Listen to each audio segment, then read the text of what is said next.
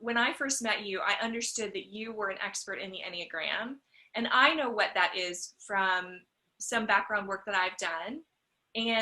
But you are truly an expert in the Enneagram. So can you tell everyone listening, what is the Enneagram and how does it impact female leaders? Sure. So, gosh, the Enneagram is such an awesome tool. It's a 4,000-year-old system that it's believed that was created in ancient Sufism, possibly ancient Christianity. It is a secular tool, but it's basically the idea that there are 9 different personality types that make up who we are. And each person leads with one single personality type, but has elements of each personality type in them. And so the tool of the Enneagram really is to identify which type you lead with. And the interesting thing about the Enneagram that differentiates it from other personality tests is that the focus is not on behavior, because our behavior changes throughout our lives, but the Enneagram type sticks with us singularly through our lives. So it's really about motivation. Why do we do the things that we do? And that motivation is developed in early childhood based on, one, the type of personality we were born with, which could be either aggressive, withdrawing, or dependent. And then the surrounding circumstances of our lives as children that affected the way in which we built internal defense mechanisms and responses to stimuli. And so when you really get back to what intrinsically motivates you to make the decisions that you make and to behave the way that you behave, you're now tapping into your subconscious and really understanding why you are the way that you are. And it's such a touching tool because once you unlock that, your self-awareness expansion and your empathy expansion for others as you understand the other types is beyond powerful. Yeah, that makes so much sense. And when we talk about unleashing your influence, having it be deeply connected to your authenticity, and your authenticity is deeply connected to that motivational drive. What's the thing behind the thing? And the idea of passing into our subconscious and unlocking that is so powerful. So when we think about specifically executive women and them getting to the root of their own personal Enneagram type and unleashing that, uncovering it for themselves, how does that work, and how can they then use the tool? Sure. So I think part of it is just first understanding our integral responses to stimuli, right? And really getting to the root of when we find ourselves in a situation at the workplace, being more thoughtful about representing who we truly are as opposed to the expectations around us that are propelling us to subconsciously respond based on our defense mechanisms. So when we dismantle that, we are leading from a place of authenticity, and therefore we are honoring ourselves. And when we lead from a place of authenticity, our leadership is more effective and magnetic. And so we become more thoughtful leaders. We become more servant leaders. We become more from a place of true caring about the organization and the success, and not just caring about protecting ourselves from perceived things that we protected ourselves from our whole lives. Yeah, that's so powerful. It gives us a foundation to kind of stand on as we make our way through life's messiness. Absolutely. And it helps us hear others, right? When we understand that you don't necessarily have to know what somebody else's type is to know if they're not motivated the same way you are, right?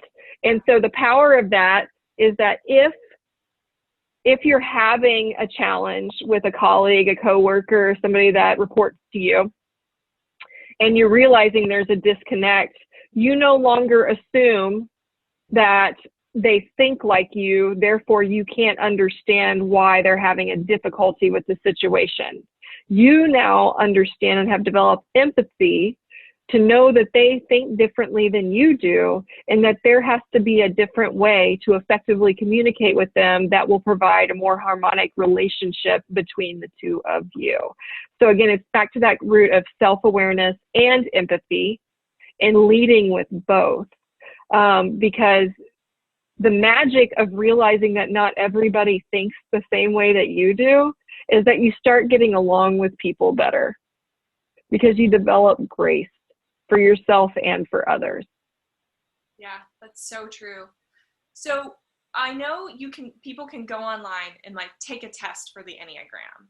So, what is the value in doing work with someone like yourself versus just going online and taking a test? Sure. So for me, I am of the school of thought that if you really want to maximize the power of the Enneagram, you have to do the work. And we are in a society where we want everything instantaneous, right? Just push a button to answer a few questions, get your type printed out. The issue is the tests on an average are 54% plus or minus accurate. So if you think about the powerful use of this tool, imagine how ineffective and almost negating it is if you are mistyping yourself. It is a tool, so this is not your identity. This is insight into why you do the things that you do. But if you use that insight and you're being mistyped, you're actually still not coming from a place of authenticity. And so the danger of taking a test is, one, you are being mistyped, 50 plus or minus % chance. Two, therefore you are misusing it and misinterpreting your thoughts and your motivations. And three, you're not even getting exposure to all the 9 types. And when you don't get exposure to all the 9 types, how can you possibly understand and develop empathy for others and empathy for yourself? Because all the types are within us. We just lead with one. And so that really is why with my program, we learn what the Enneagram is. We learn about each type, all the nuances. We have dialogues with each other about the types that we relate to, and really we can ask each other questions and conversations and learn more about why somebody might think that way, or what spawned from childhood that need for that defense mechanism that is attached to that type. And that's powerful. That's community and that's connection. And that is true development of self-awareness and empathy. So, so we learn about the Enneagram, we learn about each type, we learn about the defense mechanisms. And also there's other nuances to the Enneagram that are really powerful to understand, like wings and subtypes and stress and support numbers, that a test is not going to be able to articulate and teach you how to maximize and use those tools to the best of your ability and to really tap into that authenticity. Yeah, so if you take a test and it gives you the wrong result, which most certain executives would not invest in something that would give them a 54% reliability or success.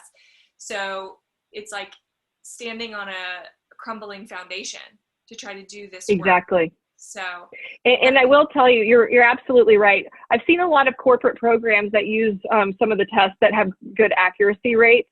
I've coached these individuals, and I can tell you that about 40% of them were still mistyped, and they had no idea how to use the tool. Yeah.